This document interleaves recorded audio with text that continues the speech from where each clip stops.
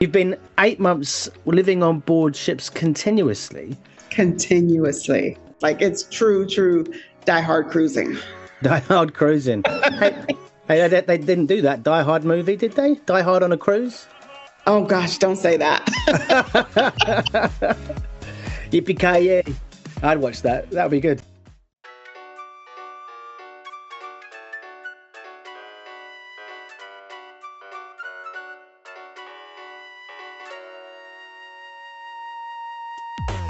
Ahoy, ahoy to all you smooth sailors out there, and welcome aboard the Deck Tales podcast. I'm your host and captain, Sammy Catlin, and this is where we dive headfirst into life at sea. From stunning destinations to unexpected storms, our guests have stories that will make you laugh, gasp, and maybe even shed a tear.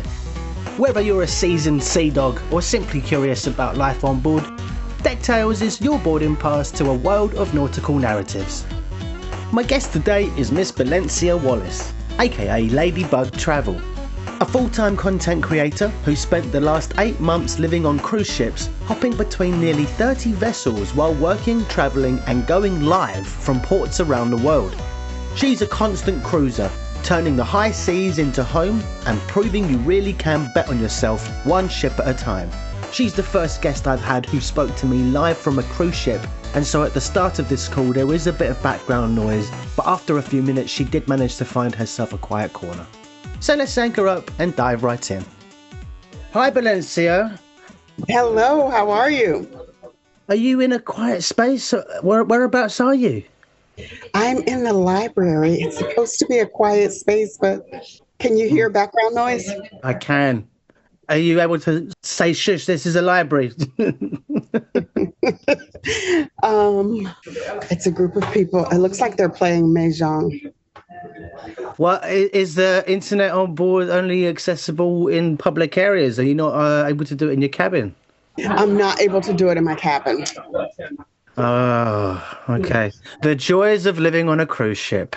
I know. So, and that was part of the reason why we weren't able to connect before. This is a first for me, Belencia. Speaking to somebody live from a ship via what is probably going to be the Starlink satellite. I think you're probably the first person I've spoken to who has done what you've done. What you're doing is quite different. I mean, there are other digital nomads out there. I mean, you're still working, but you're working from within the confines of a cruise ship. Yes. So I think I have a place. I can go to the lounge, like the Diamond Lounge. Okay. And we should be able to work from there. I'm here. Yeah. I have to figure it out on a cruise ship. All right. So are you waiting for the lift as we speak? Yes. Okay. You might as well just put the background behind you as is, right? Are you not allowed to film the ship? Oh, yeah, I totally am. So I can remove that for sure. Yeah, this is like a vlog / podcast at the same time. Okay, let me figure that out. Adjust background. Yeah. Okay, got it. There you go. I'd say coming to you live, but this is going to be edited and then posted months from now. By which point you'll be on another ship. Hope this is a lot quieter. Oh gosh. They're literally Famous last words. changa and bachata. Goodness me, folks. If you are listening to the audio only version of this podcast, you're probably going to be like, "Oh, need to watch the video version just for context."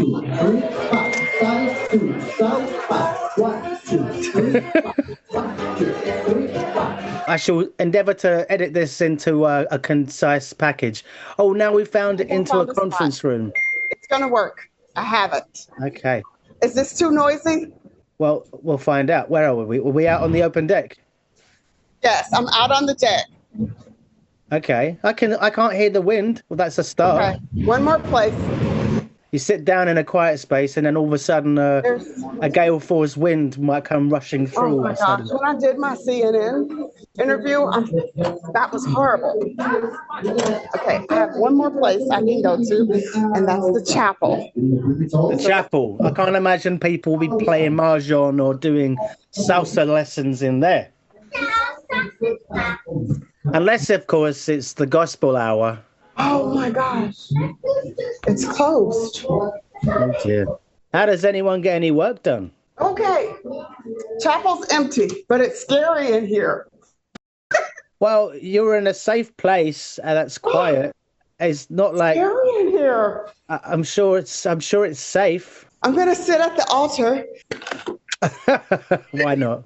Wait, I have to give you the full Yeah, please do. panoramic view of this. Yeah, a world exclusive. Okay, I wish I could turn this camera around, but yeah, I'm in a chapel. Yeah. Sit right here. When's the wedding? It's quiet. That's what we want. Place to work. There you go. Well, get yourself comfortable, my dear. Get yourself comfortable. Okay.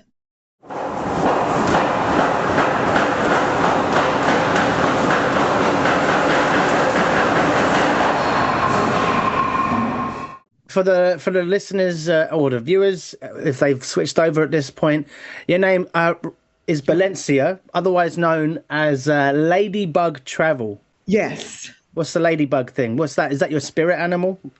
Well, ladybugs are known to be like wanderers and travel all over the world. Oh, so what? yeah, so it's like a ladybug. I'm just everywhere. And then if obviously like you don't like where your surroundings are, you can just fly away. Absolutely. Yeah.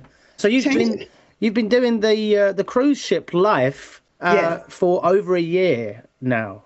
Well, actually, I started in October of 2024. Oh, so just under a year. Yeah, just under a year. So about, I'd say 8 months, because it took me you can't go live automatically as soon as you start. So it took me maybe 45 days to get enough people to go live, to get a following to go live. Oh, so you do lives when you vlog or do like your TikToks and your Instagram reels and stuff? Yes, it's a mixture. So TikTok, Instagram, and YouTube. So I'm growing all three simultaneously, so you can imagine. Yeah, but it's starting to snowball. As you said, you had you sent me a little bit of information previously. You had a little feature in the Daily Mail, one of our publications over here in the UK, and you just mentioned a minute ago that you had a segment on CNN. Yes. CNN Travel. Yeah, which I saw as well. So they reached out to you. You reached out to them. How did they pick you out? Believe it or not, one of the, I don't know what her title was, but someone from CNN DM'd me. She told me she was listening to my live on TikTok, and she said, I would love to do a feature on you. Are you okay with that? And I'm like, yes, absolutely. So she set me up with the producer. I interviewed with the producer, and then a couple months later, the feature was there. How about that? Not bad, is it? I hope that helped with your following as well. This just happened yesterday. So I interviewed a couple of months ago, but the feature just dropped yesterday. So it became public yesterday. So well, fingers crossed. It's helped somewhat. At the least, I'm sure it will give me the opportunity to get verified on social medias. Yeah, that was a ding in my ear. Have you got notifications popping off? Yeah. Apologies for that, but what was I going to say? Which ship are you on? I'm on Explorer of the Seas. It's a Royal Caribbean ship? It's Royal Caribbean, yes. Okay. And whereabouts are you now? I am, yesterday I was in Montenegro, Kotor, and then tomorrow I will be in Athens. So I'm assuming I'm off the coast of Greece somewhere. Yeah, about that. There or thereabouts. Mm-hmm. But so you've been 8 months living on board ships continuously. Continuously. I know, there's a license, I don't know if you call it the same thing, but like a barge or a narrow boat or a long boat, a canal boat, a houseboat. A houseboat, okay. You Yeah. know, one that goes down canals. Like a yacht, No, smaller, a lot smaller. houseboat then. A houseboat, yeah. Those people that live on them, they have two different types of licenses. One which is like a permanent mooring, which means they are docked wherever they are docked, they pay and they stay there. That's their address, more or less. But there's another type of license that's called a constant cruiser, which literally means every 2 weeks you have to move to a different spot on the canal, right? Okay. But that's you in a completely different concept or in a Yes. different context. I can relate. You are literally constantly cruising. So Yes. do you have like a mailbox somewhere, like a PO box? What do you do? So I get all of my mail virtually. Yeah. So like I've signed up for anything that's important to get that electronically. And then I signed up for something that's called informed delivery with the United States Postal Service. And they send me an emailed picture of any mail that goes to my box that I may not be aware of. And then I can determine like if it's junk mail or if it's someone I need to call based upon the envelope. Right. Oh, okay. And so you're not retired, are you? You're just working digitally as a nomad for the time being. Correct. So I was working full time prior to like me taking this year-long journey. And I booked the entire year in anticipation of changing careers and then being a full-time content creator. So I kind of bet on myself that I could do it. Nice. But so what is the work that you're doing?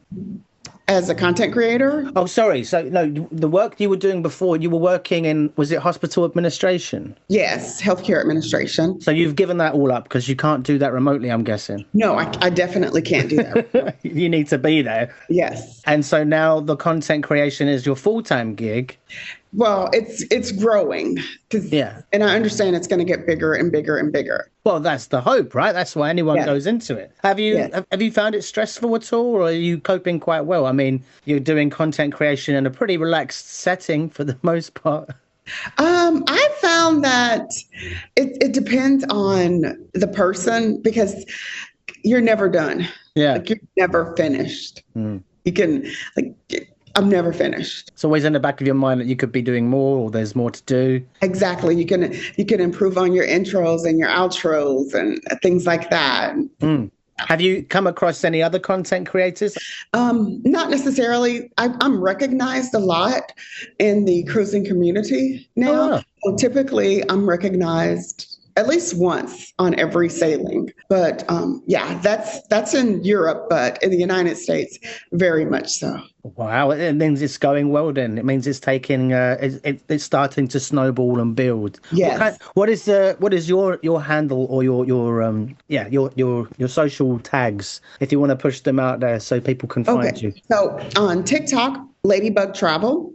Facebook, Ladybug Travel, and I have a page there.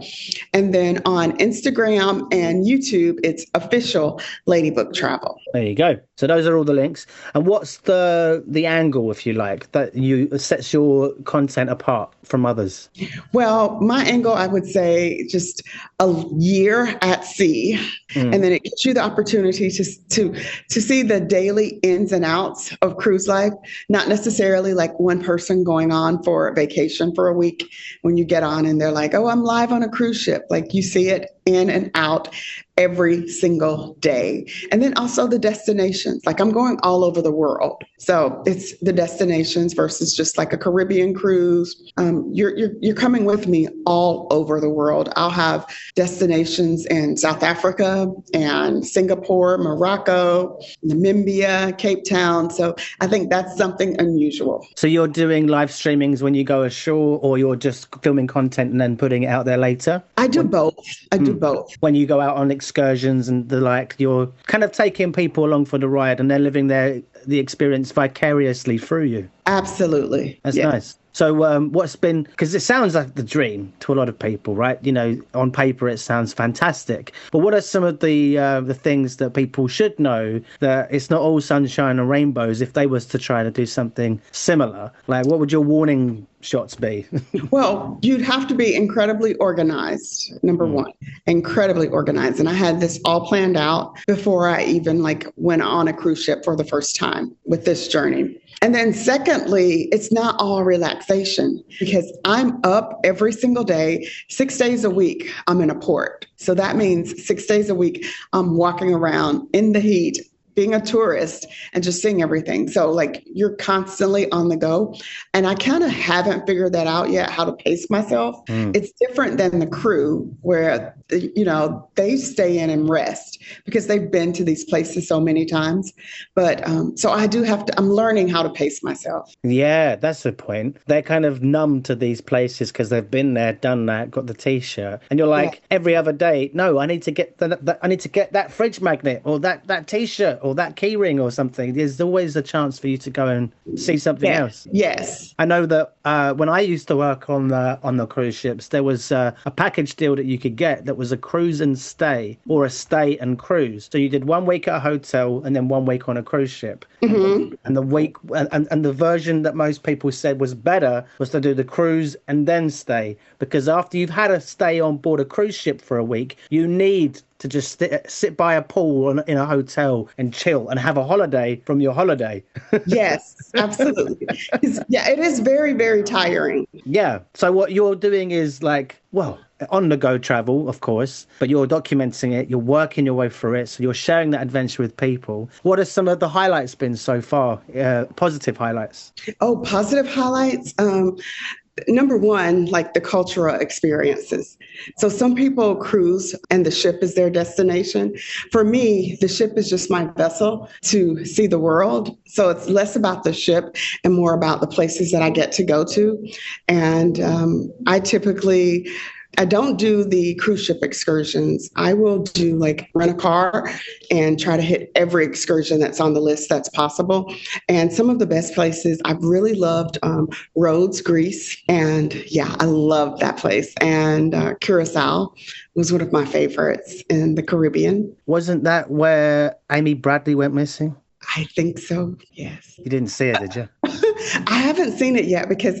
Oh, no, you didn't see her. No, but I don't have access to Netflix or Hulu. Ah, okay. On the cruise ship. Yeah. So I haven't seen any documentaries unless they're on YouTube. Well, as I've mentioned it, I have to say, spoiler alert, she's still missing. I mean, it's in the name. The title of the show is Amy Bradley is Missing. So if you're hoping it's going to have a happy ending, guys, it doesn't have one because she's still missing. It's a free. I can't wait. I can't wait to watch it. It's a 3-parter, but yeah, the story in a nutshell is like a woman was on a trip with her family and they were visiting places where Belencia is currently, where Belencia has visited. And yes, the story of how she went missing is kind of a bit obscure. She was on the balcony 1 minute and then about half an hour later she wasn't. There was no ideas or force of entry or any of this sort of stuff. So some of the theories, some of the stuff, obviously, did she just go overboard? Was she taken away? Yeah, all of this stuff. And people have said they've seen her in Curacao. And there's been pictures of her, imagined what she was like years later. And, this was in 1998. So she was like 23 at the time when she was reported missing. Mm-hmm. We're talking on a subject that's not related to you at all. But because you said your highlight was Curacao, that's why I had to bring it up. Yes. And you said that you also loved Rhodes. Yes, Rhodes was one of my absolute favorites. Probably my most favorite island. If I could put the two together, because I like a white sandy beach instead of the rocks. Oh yeah, everyone's the same, right? No one goes for rocks over sandy. Well, what kind of masochist you got to be to prefer rocks over sandy beach? Absolutely. Well, actually, I went to one of the worst beaches ever recently in the last couple of months, and it was like sharp shells that had washed the shore and rocks. So if you didn't have any foot protection, you just slice your feet up and be bleeding everywhere. Awful. But it's one of those beaches that's kind of like a cove shape. So it attracted lots of jet skiers because the wave breaks were a lot calmer than it being out on the ocean. So they could pick up some more speed. That's a very niche audience, I'm sure. But I actually used to work in Rhodes once upon a time. It was actually 2009. I was working hotels, and that was during the swine flu epidemic. I don't know if you remember that. Yes, I do. Yeah. I was like, yeah, just going from hotel to hotel. I started in Cyprus and I was working around there for this company as an entertainer in hotels. And then they had a bunch of their staff that became sick in Rhodes. So they flew me over and then I was there. So it broke up the contract nicely. C'est la vie. Rhodes, lovely. And the calamari there is so delicious. That was my first time having fresh calamari. Oh, wow. So that really ticked a box there. Yes, it did. So best places are Curacao and Rhodes. What's been two of the worst or a couple of the worst? A couple of the worst. Oh gosh, that's hard. I know it's hard. That's why I say it with a pinch of salt. Don't worry about upsetting anyone. This is just one woman's opinion. That doesn't mean I would say go there. Belize. Belize. Yeah. Yes, this has been one of. Is that because of the port? Because of the weather on the day, or what? The beaches. Yeah, it's you have to tender there, which is not a big problem. But once you get there, it's just like one public beach, and it's like a resort, and you can go to the resort, right. But it's not a lot there. Does it feel quite tourist trappy? Yes, very much so. Yeah. So you didn't have the option of going off and doing your own thing because the only thing to go and do was where everyone was. Yes, exactly. Well, you win some, you lose some, eh?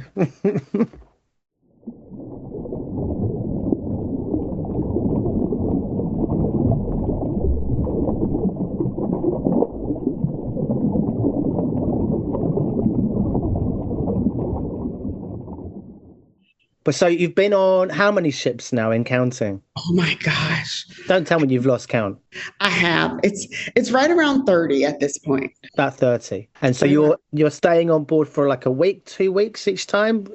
I try to stay on 2 to 3 weeks. So like when I'm in Europe, I was on Brilliance of the Seas for 3 weeks and then Explorer of the Seas for 3 weeks. And then I'll go to Carnival, Miracle, and I'll stay there for 2 weeks and then head back to the States. And how are you navigating or like scheduling these things in advance? You're making sure that you're essentially docking next to a ship that's going to be a walking distance with your luggage. Yes. Well, in America, that's quite possible, but it wasn't feasible here in Europe. So when I got off Brilliance of the Seas, I had to fly from Athens to Bologna and then make my way to the port of Ravenna. But I tell you, as an American, like it's truly different because we don't use public transportation as much. So it's been really nice to be able to ride the train or the metro. So that's been really nice. Have you been to London yet? I have not. Okay, well, it's the underground here, just so you know. Okay. Not the metro, it's the underground. The tube. The tube, yes. I'm on it every day, pretty much. Nice. But if you, so out of the 30 odd ships that you've been on, give me a rough percentage of like how many ships that you've been able to just hop from one to the next on and how many you've had. Would say probably 90%. The only time, 90%. The only time I've had to do that was from Greece to Italy. And then when I went from Florida to California. So that takes a flight. But I'll tell you what, I had this thing so planned out that when I left from Miami that morning, I flew to California, LA. And because of the 3-hour time delay, I was able to still get on a cruise ship that same day. Well, that's handy. Yeah. And then I left when I was done with LA. So I stayed over there for a month. When I'm done with LA, then I flew to JFK in New York. And I did like a red eye, went straight to the ship, no hotel nights, straight to the ship. And I cruised to Bermuda 5 nights, came back, went back to the airport, took another red eye to Greece and went immediately to the ship. So no hotel nights. Like it's true Die Hard cruising. Die Hard cruising. Hey, they didn't do that Die Hard movie, did they? Die Hard on a cruise? Oh gosh, don't say that. Yippee-ki-yay. I'd watch that. That would be good. Well, I know, have you seen Speed 2, Cruise Control? Sandra Bullock was in that one. No, I haven't seen any of the Speed movies. No? Oh, okay. Well, you just mentioned about Bermuda. That's notoriously fraught with danger for the obvious, like Bermuda Triangle. Did you have Yes. any? Did you have any scrapes over there? No, I did not have any scrapes, and I was on a scooter in Bermuda. And it's not recommended that you do that, but I did it.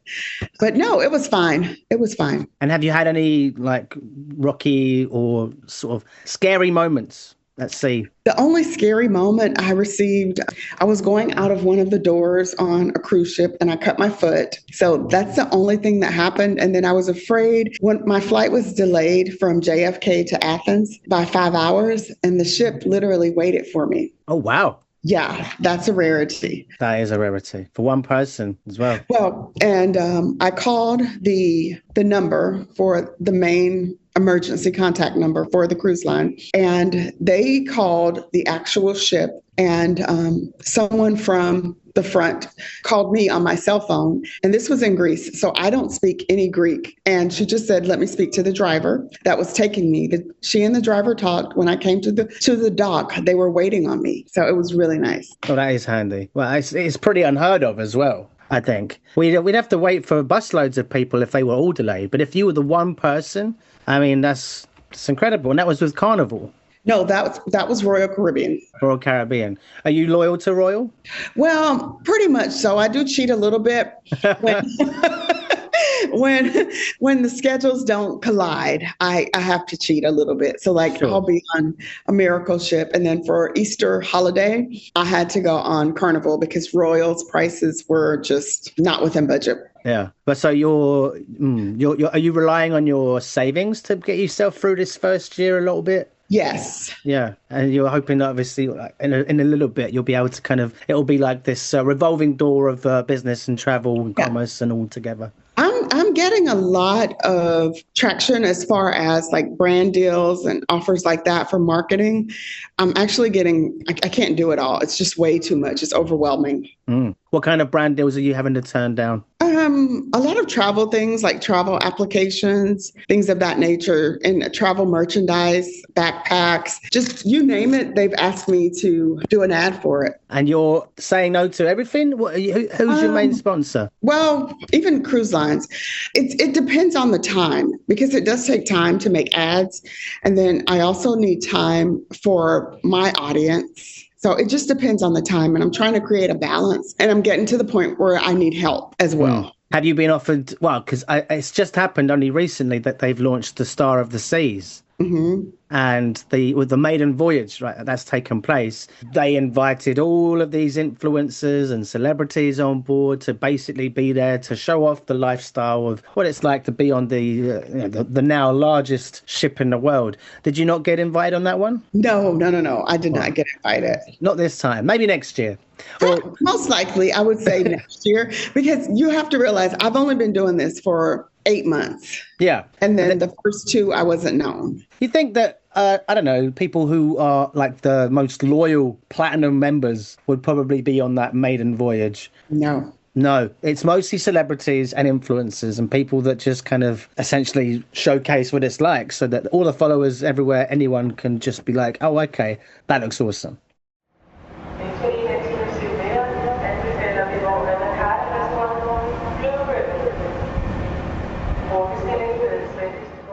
But so you haven't got you said Royal Caribbean is the company that you're with the most. Yes. And you're essentially just trying to fit the puzzle pieces together to help you get from one ship to the next without having to take a flight somewhere else. That's the goal, right? It's kind of like a constant chasing your tail. The way I built my itinerary, I would choose the longest cruises first. So like if I could get a 10-day or an 11-day, I would do those and then try to put myself on a back-to-back for one of those. And that would equal about 20 days. And then I'd squeeze in the other smaller cruises between those. So in the beginning, I had a lot of 11-day cruises in the Southern Caribbean, a lot on the same ship. But you're avoiding those 2-3 booze cruise days like the plague. You're avoiding those. Yes.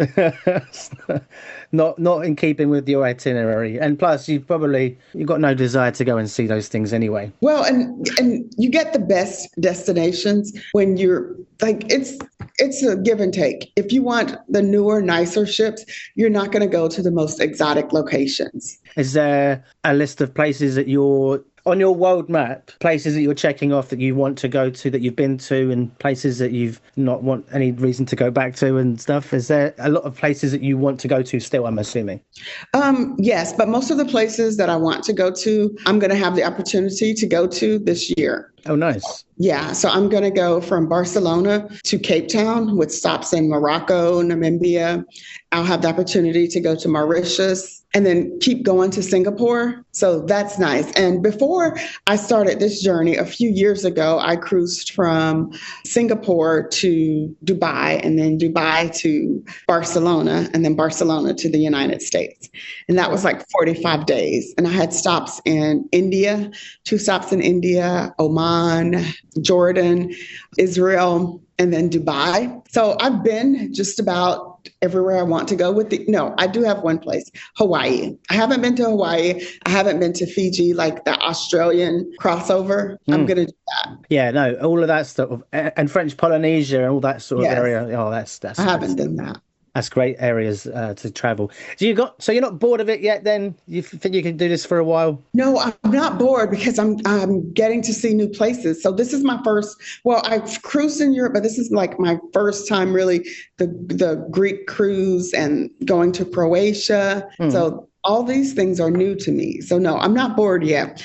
I was getting a little bit bored in the Caribbean islands because I was going repeatedly, but that's over now.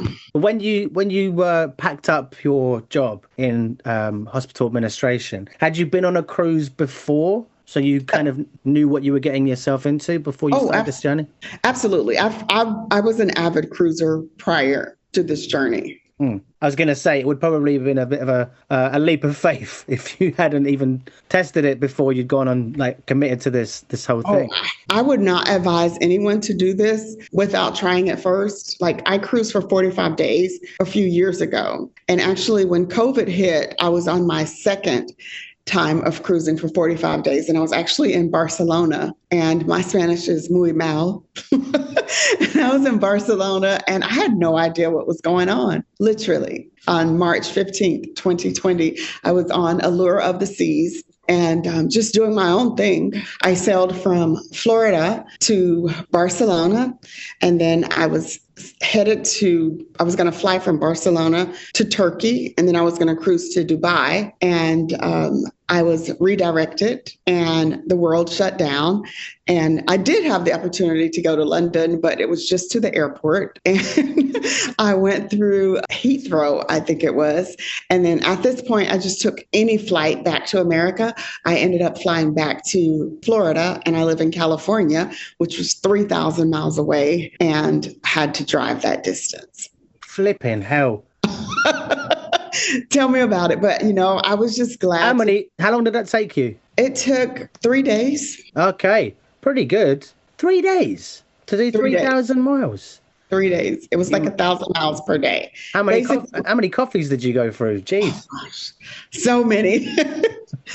I mean, that's got to be some kind of record. I don't know. It takes me an hour or so just to get 12, 13 miles away in London using the public transport, because you have to kind of go into the centre to then go out to the outer rims or something. But, the good thing was it was like all highway traffic, like literally all highway traffic. And the only time you have to get off is to get petrol and get back on. Do you normally say petrol, or were you just humouring me because I'm English? I know you normally say gas. No, but since I'm over here in Europe now, I say holiday. Holiday. You're on holiday. Or as we say, you're on your hollybobs. Yes. You're on your hollybobs.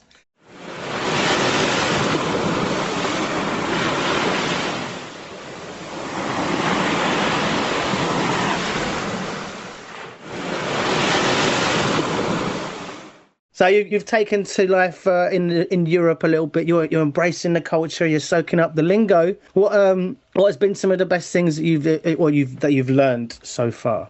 I was reading before I came over here, and I was like on TikTok, just like on all the social media, and it was like Americans allowed. Americans are loud. Right. Americans are loud. So I was Oh, Americans are loud. I thought you said allowed. Like no, they're Americans are accepted. loud. Like, Yeah. yeah, Well, yeah, that's a stereotype. There's obviously introverted and extroverted of every nationality of people on Earth, but it's true. Like the Americans, they have a stereotypical view from most people that they are loud. yeah. I have to stop myself from like saying hello to people and smiling. Like, don't do it. Why? You want to try to kind of dispel the myth or the stereotype? Yes. Well, not necessarily the stereotype, but if it's not customary, then I don't want to like go against the cultural norms. Yes, fair. But so you're out and about. That's one thing that you've heard from other people, that Americans are loud. Yes. I know. What did you say to that? No, we ain't, in your quietest voice. No, we are. We're very loud. On the ship you're on. We can own that. Yeah, but and the ship you're on, is it majority Americans or is it a mix of Europeans and what's the biggest nationality? It's a mix. I was listening to the captain, like he was doing like their staff meeting, and I was listening. So he said there were 1,100 Americans and there are about 4,600 people on board. So 1,100 Americans, and I didn't hear the other breakdowns, but yeah, everyone else. And this is what sort of size or class of vessel that you're on at the moment? I'm on the Voyager class or the Freedom class. So that's one of Royal Caribbean's smallest? Royal Caribbean? Yeah. No, the smallest that would be like Grandeur of the Seas and Enchantment of the Seas. Right. Those are the smallest. And then right above those, it's Brilliance, Jewel, and Serenade. And Serenade? Yes. Serenade is what? Icon of the Seas? No, Serenade is one of the oldest ships in the fleet. And Serenade is one that did the World Cruise, the Ultimate World Cruise 2 years ago. That was on Serenade of the Seas. Okay. So the newest and the biggest class, the Star of the Seas, is that in its own class? No, that's in the Icon class. Right. Okay. So the Icon was the biggest, and they've called any ships that are bigger enough or around that size. That doesn't make sense. I mean, it's a little bit bigger. I think it's like 250,000 gross tons, and it holds 10,000 people.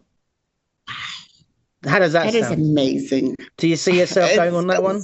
I do. Oh, and I'll tell you something really, really interesting. Yesterday in Montenegro, we used the emergency life vessels, to tender to the island instead of like a tender company coming to get us. We used the ship's tenders and the security drove the boats. Yeah. That's what I thought that most ships did. I didn't know there was tender companies that came to pick people up. I thought that was the standard. No, it's not. That's the first time that's ever happened to me. Oh, fair enough. I mean, maybe it makes sense. I guess it makes sense. I'm just trying to figure out, because I only did 4 years, like on and off, working for different companies, big and small. And all of the places that we tended to, we used the ship's lifeboats. At no point did we get some third-party company come pick us up, drop us off, and so forth. I guess it's added business to the places that you're visiting. It's a business that can be allowed to operate that can help the local economy. Yes, absolutely. And that's one thing. Like the types of excursions that you could go on through the different companies, do you feel like they give... Well, you've been on a couple, but you prefer to go on your own excursions. Is that because you don't like being led with everyone? You prefer the path less traveled?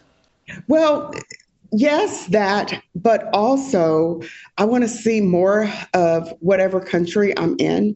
And if you go on an excursion, you're typically limited to that one excursion. So, and I can rent a car, like in Rhodes, I rented a car and I went all the way to, is it Lindo? You're asking the wrong Rhodes. person. I was working in the hotel. I didn't get to travel much. So I went it's 40 miles away. And if you did that on the excursion, that would be all you could do. Yeah, but you got yourself 40 miles away and back. Yes, and that wasn't my only stop. Or like in Kusadasi or Ephesus, I went to see like the ruins of the Virgin Mary and then several other stops. And I can do that if I have a rental car. And then I'm saving a lot of money because that excursion was like $259 American dollars, when I can pay $45 for a rental car and then just add the petrol and I'm good. So that's another thing as well. Like you're not a digital nomad that's working for a company that's, got you financially backed. You're earning your own cheddar, if you like, on the go, building as you go. What are some of your biggest money saving tips, if you like? So for me, it's a little bit different because I'm not there for the week. I'm here, like there's a song, I'm here for a long time, not a good time. So my money has to stretch. So I don't pay for internet. I get 2 free nights per week. I'm not paying $30 a night for internet. And I don't have any extras. I do have excursions, but they're all my excursions that I've planned for myself. And I typically don't have any extra charges. So things like having extra luggage, that would be an extra charge? Well, drinks. I don't pay for drinks. I get 5 drinks per day as part of my status, and that could be any drink. So I don't pay for drinks. I just use those 5 per day. I don't have to pay for laundry because of my status. So my expenses are minimal. It's just basically what I spend once I step off the cruise ship, but I don't really have to spend anything on the cruise. And that's different from when I was working per se and coming on holiday, then I would get internet because, I could not be disconnected from the world. So it was a little bit different. I was a little bit more free with the money. What about like your wardrobe? Have you gotten sick of it yet? Or is there like a turnover of items in there that you're like, I've worn this too much, I'm going to bin that and I'm going to buy this dress? So you can if I buy something, I have to throw something away. That's it, yeah. And I only bought the things that I really, really love and I could use. So yeah, I don't get tired of those things. Oh, okay. And believe it or not, I have like a needle and thread. You become really handy when you're out. So like I have a needle and thread in case I lose a button or something, but I try not to buy anything unless it's absolutely necessary. Yeah. And what about like, you say you got no expenses, no extras to have to pay for. But I know that if you need to visit the doctor on board, those trips can be quite pricey. They're not part of your package, or are they in your case part of your status as well? No, it is absolutely not. And I did have one incident where I said I cut my foot. Oh, yes. And I went to the doctor on board, but it was covered by the cruise ship, so I did not have to pay for that. Oh. But I've also had like a skin irritation. I think I'm becoming allergic to salt water. And I just went to a doctor in like Turkey, and I went to a doctor in Mexico, and the doctor in Mexico was $5. So it's almost better for me to be on the ship because even in America, like the cream that I was given would be $150, whereas I got it for $3 in Turkey. Wow. I mean, it swings and roundabouts. The other day, actually, I went to my girlfriend's friend's daughter's birthday, and we went to her birthday party at the American RAF Army base, Armed Forces base. And it was in Peterborough. So when you go into an armed forces base here in the UK, American armed forces base, you're basically under the rules and regulations of the United States. So we went into this bowling alley that was on site. There was baseball playing on the TVs. The pizza, it tasted different. I can't explain how, it just did. And when he charged me for my beer, it was like $4 for a pint. I was like, sorry? I almost said to him, like, did you make a mistake? But no, he was like, it's $4, buddy. I was like, I'm not even going to argue. That's a steal. I mean, considering the night before, I was in Camden visiting some friends I hadn't seen in a while, and I paid £8.10 for a pint. So that's like double and then some, I think, almost. Mm-hmm. To a $4 pint, I was like, yeah, another round. Yeah, keep them coming. I can relate to that. I grew up partially on a military base. Oh, you did? Yeah. Well, so what was your dad's in the Marines, RAF? He was in the United States Army. Ah, so were you, what they call it, Army baby? Army brat is what they call it. Army brat, yeah. Yeah. But you weren't born on the base, you were just raised up there? Well, yes. So I started school in Germany, Hamburg, Germany. Yeah, many moons ago. Yeah. So you were in the army base in the States, and then you transferred to an army base over in Hamburg. So my dad was in the military. Yeah. So yes. But did you stay in Hamburg, or did you go to different places as often as he would travel? No, only in Hamburg. Okay. But that set you up for your sort of travel life in a sense, like wanting to get out and about? Yes, absolutely. I've always loved traveling. Always, always. Is your father still in the military? No, actually, he passed. Oh, I'm sorry. No worries. But yeah, so you've got your father's work ethic in a sense that you're not on holiday just to enjoy yourself. You're here for a long time, not a good time. Exactly. Exactly.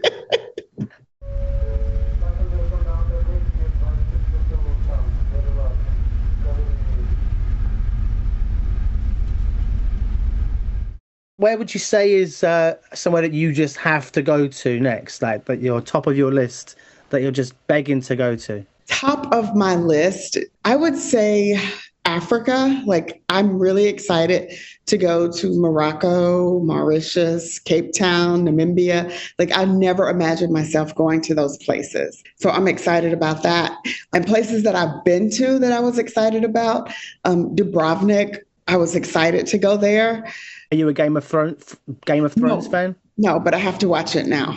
Because you know it was a lot of it filmed there. Yes, and I was excited to go to Athens. So this whole European leg has been really nice. Oh, and Istanbul. I had an overnight in Istanbul, which was fantastic. Yeah. Well, do you get many overnights? Not too many. I'll have an overnight in South Africa, but for the most part, not too many. But I do get to stay out late. Like some nights we get to stay out until 10 o'clock quite frequently. It's not like you can pull an all-nighter though, is it? Like if you're... No, but even if you're out all night, I think the crew enjoys it more than than the guests because they were like the next day after the all-nighter, I'm like, I'm not asking them for anything because they were like bragging. Well, that's very considerate of you. Yeah, I'm like, don't worry about it. I hope you had a nice time last night. Yeah. It's literally the only chance any crew member has to really blow off steam because it's like 24/7, 365 when your contracts are as long as they are. Not all year, obviously, but, just always in motion at night. And if you're at somewhere where you get to sort of go out for as long as you want, it's like the Holy Grail. Yes. You're so sick of the crew bar and people's cabin parties. You're just like, where can I go out and be on land and see the sun come up? Yes. And I find myself like on this journey, I find myself relating to crew more than I do with the guest. Well, you're basically one of them now. But they don't know it because I don't disclose it. No, so I don't disclose like I've been cruising for this amount of time. I don't disclose that. They'll just see me on the next ship and on the next voyage and they'll say, "Oh, you're staying again." And I'm like, yeah, hey, yes. You got twin sister? She was just here a minute ago. What are you doing here? But you get you said you get recognized. Thank you. You you get recognized. A lot of places where you go, it's a testament to TikTok and all your Instagramming and socials, I guess, right? Oh, yes. And when I was my last ship that I was on, the first day I stepped on the ship, one of the crew members came to me and she's like, "Ladybug, I follow you. Can I get a picture?" Oh. And I'm like, "Sure." And then I was on live. I put her on my live. And then the next day she comes to me and she says, "Someone in Canada saw her on the live and she was from a Caribbean island. She was from like St. Lucia, and a St. Lucian or a Lucian in Canada saw my live, recognized her." So it's like, it's bringing the world together. Oh, that's lovely. Another time I was on live and there was a lady and she says, "That looks like my mom behind you." And I'm like, I'm thinking this woman is like crazy. She's like, "Yes, that's my mom." And she told me to say her mom's name. I said it. It was her mom. Did her daughter know she was on holiday, or was she like, "You're supposed to be at work" or something like that? No, she knew. Okay. And she wasn't like in the arms or in the embrace of another man like at that Coldplay concert the other week. Oh my gosh. That was crazy. Yeah. Fingers crossed she was, not doing anything unseemly that her daughter called her out on. No, she was with her dad. Oh, good. Oh, God, that Coldplay thing, that was, whoa. Yeah, she should have just not No reacted. winners.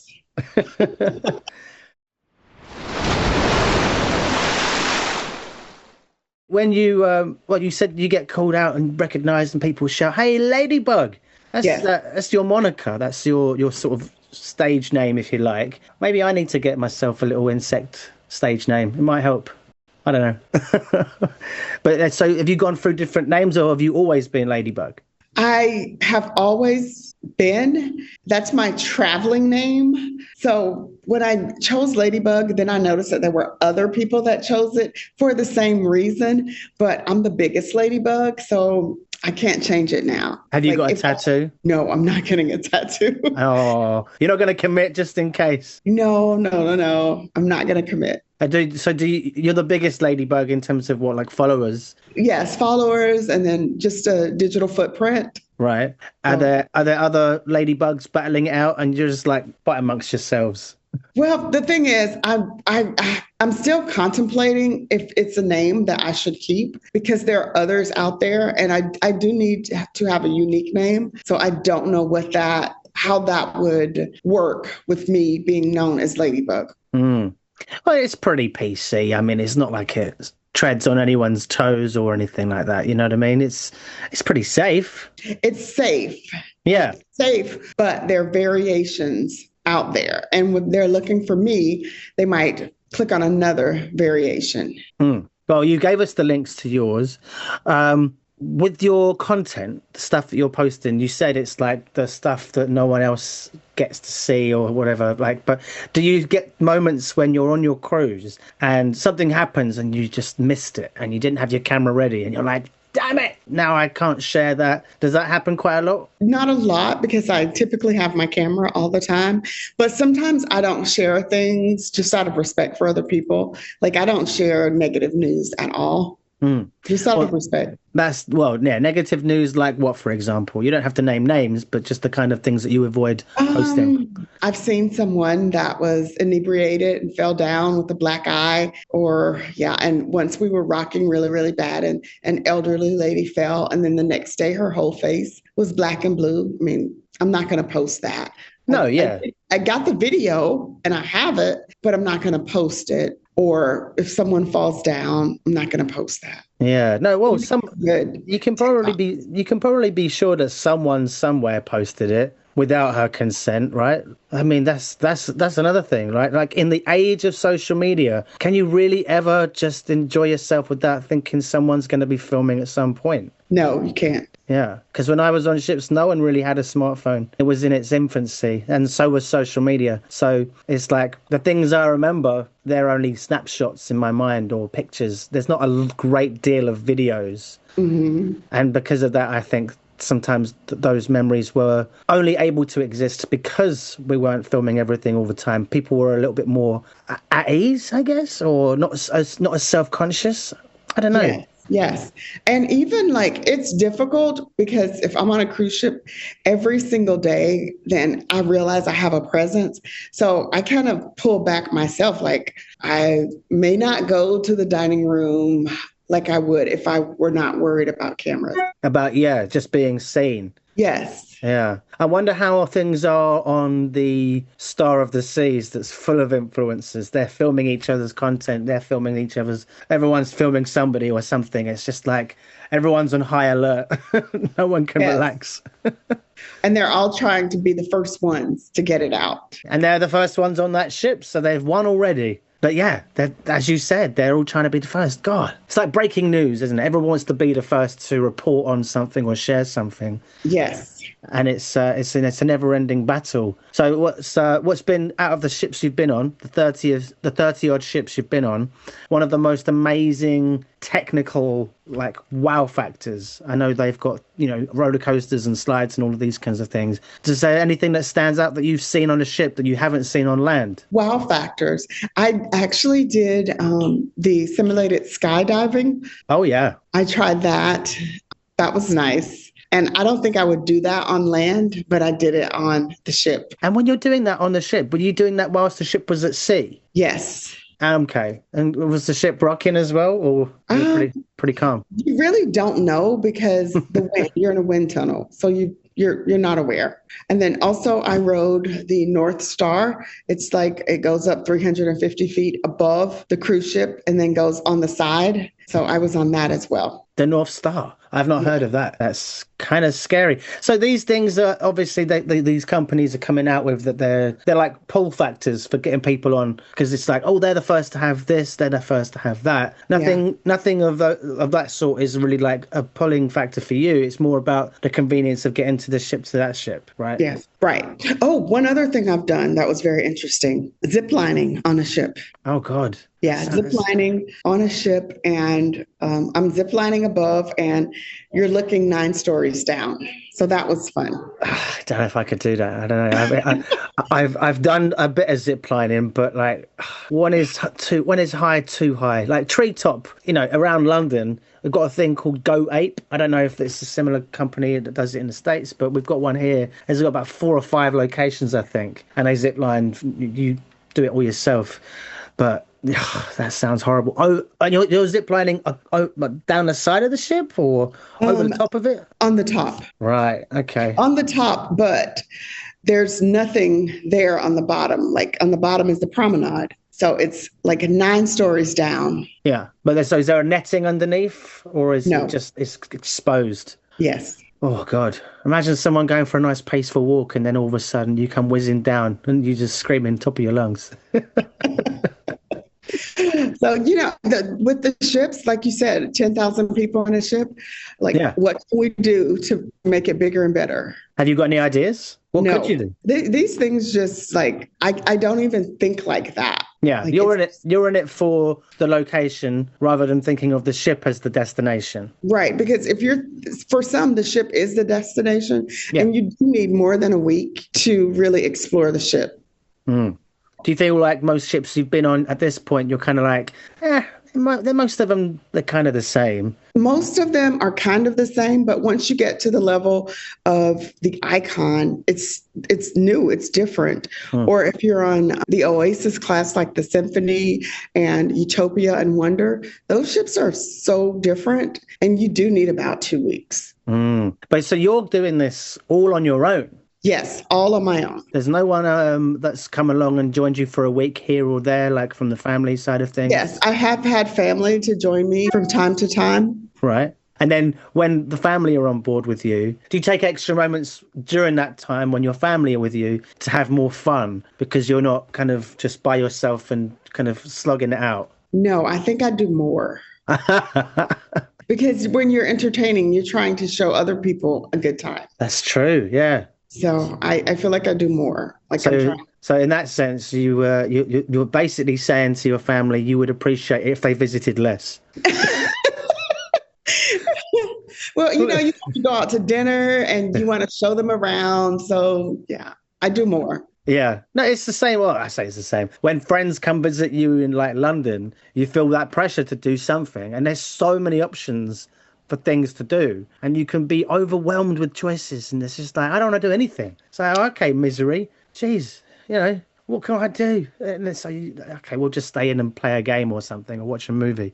But on the ship, you have literally no excuse. There's so many things. I call it camp for adults. Because they have all these structured activities for you from the time you wake up till 2 a.m. if you include the nightclub. So you have all these structured activities, and it's from different levels, like stretching to dance class, where we just walked by and they were teaching like a Latin dance class. Yeah. I've been to salsa classes, bachata classes. I've taken Chinese classes and Portuguese classes and Spanish classes. There's just so much to do, like origami, things, towel folding. Yeah.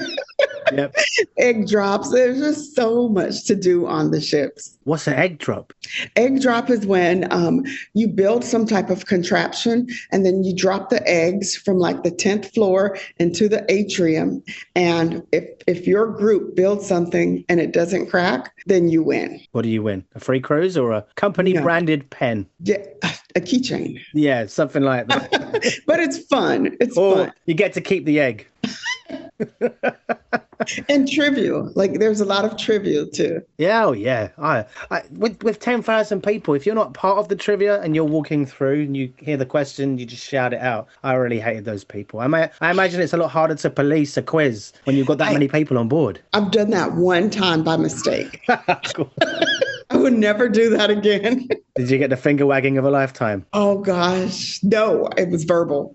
No, it was physically like abuse. Why did you say it? Oh, sorry. Well, you learnt your lesson, No. and we'll clip that up so more people learn that lesson. Because one of my biggest pet peeves was people walking past and ruining quizzes for people. But also like you have the internet on board as well now, a lot better than what it used to be. So people weren't able to really Google as effectively. Right.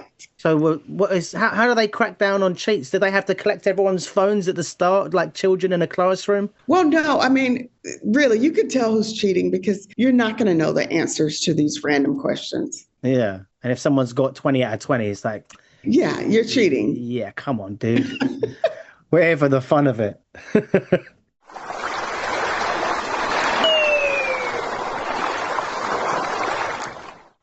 Have you come close to being like, I'm done with this, I just want to go back home?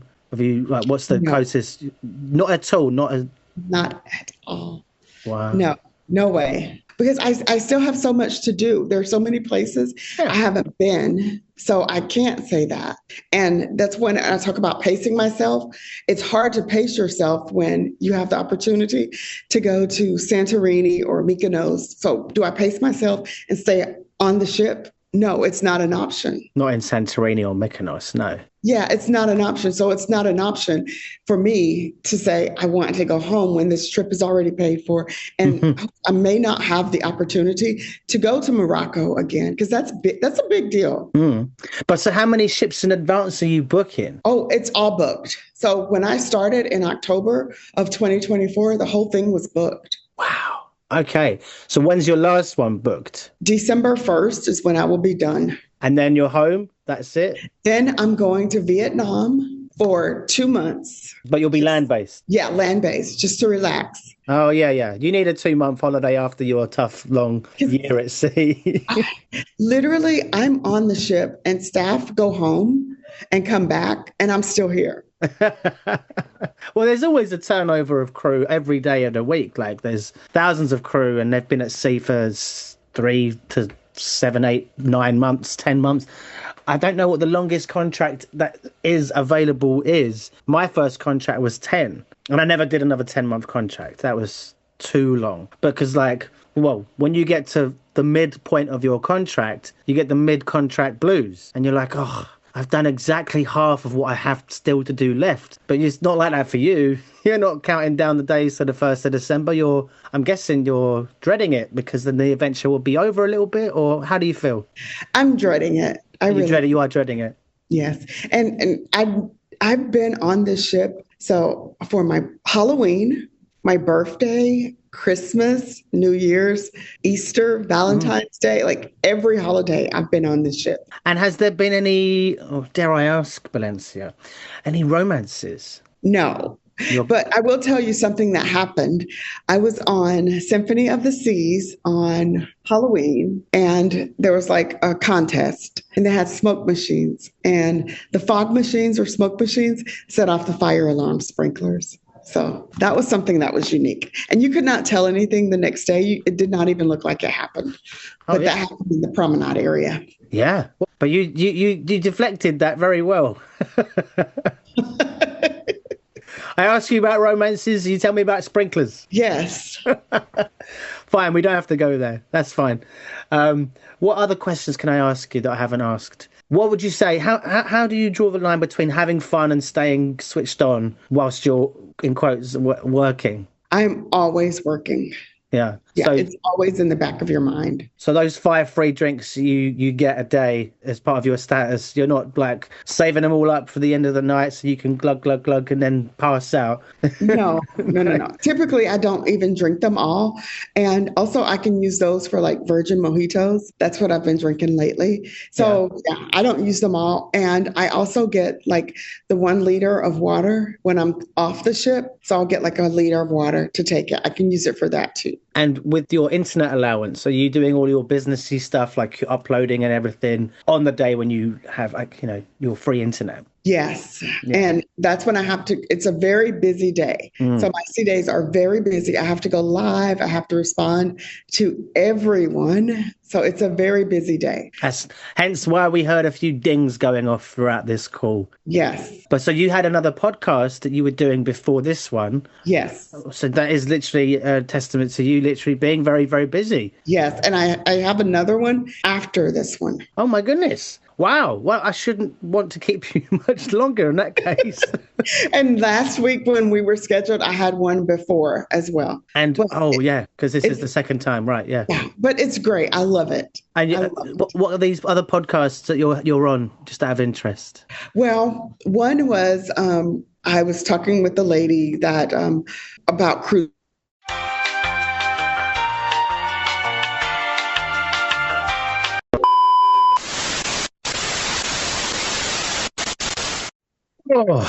Oh dear, oh dear. Well, guys, seem to have lost Belencia there. I don't know what happened, but I just got a text from Belencia. But she can't wrap up with us today. So if you're watching this or listening to this, Valencia, it was a pleasure to have you on the show. I thank you very much for coming on and sharing your Deck Tales stories with us. And the reason she hasn't got the chance to jump on the call, ironically, is that of all the podcasts that she's been doing with other people, she's literally just about to jump on another call with somebody else right this moment in time. So yeah, well done. She's making the most of her internet pass for the day, I'd tell you that much, folks. But that's it for Deck Tales for today. Join us again next week for another fascinating insight. We'll see you later on. Bon voyage. So there you have it. That wraps it up for this episode of Deck Tales. I hope you enjoyed it. If you've been entertained by the tales of laughter, camaraderie and the occasional stormy sea, then don't forget to like, subscribe and leave a comment. There are lots of other shows out there to compete with, so if you are enjoying Deck Tales, why not help us out by going over to Spotify or Apple and dropping us a 5-star rating. This will boost the show's visibility and help to attract new listeners every week. Before I sign off, if you'd like to share your own stories for future episodes, then I'd love to hear from you. Simply get in touch over the socials, because after all, the best stories often come from our listeners. As we navigate through the waters of life, remember to enjoy the journey as much as the destination, as well as those you choose to share the adventure with. I've been your Captain Sammy Catlin. Until next time, fair winds, smooth sailing, and may your adventures be as unforgettable as those shared here on Deck Tales. Bon voyage!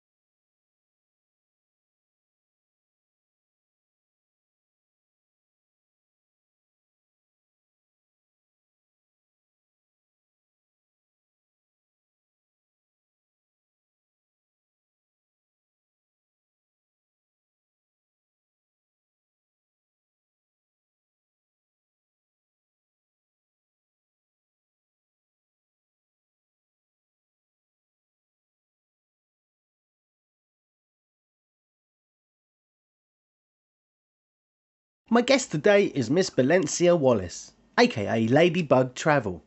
A full-time content creator who spent the last 8 months living on cruise ships, hopping between nearly 30 vessels while working, travelling and going live from ports around the world. She's a constant cruiser, turning the high seas into home and proving you really can bet on yourself one ship at a time. She's the first guest I've had who spoke to me live from a cruise ship, and so at the start of this call there is a bit of background noise, but after a few minutes she did manage to find herself a quiet corner. So let's anchor up and dive right in.